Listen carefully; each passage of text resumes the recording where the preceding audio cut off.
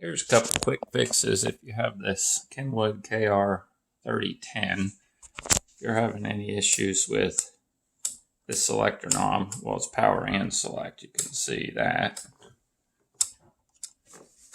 Anyway, if you're having issues with that, to access that guy, the cover's off.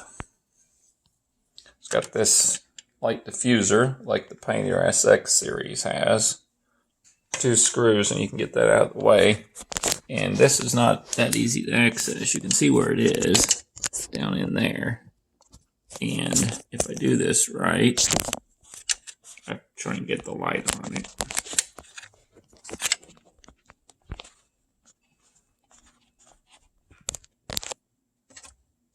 Kind of see that where it rotates down in there. The power is going into that big plastic looking block part at the back. The selector switch is on that little rotary right there. One thing that can happen with these Kenwoods with this design is there's a shaft right there. You can see that shaft. That can work its way out. Sometimes it'll just slide out toward the back and just slide out to where you'll be turning the selector knob at the front. And if you watch down in here, you won't see this movement because that selector knob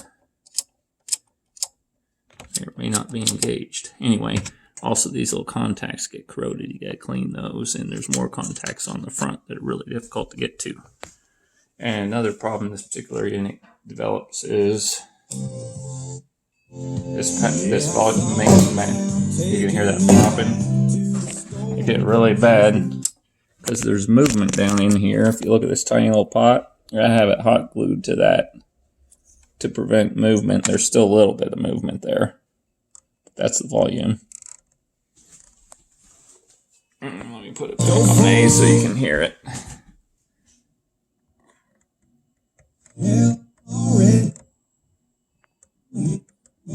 It's working fine, but if I take and torque it either way, there's movement down in there, so that's not good. I'll probably end up, to get rid of it completely, have to do some soldering on some of those connections down in there. But that's basically what's causing this right now.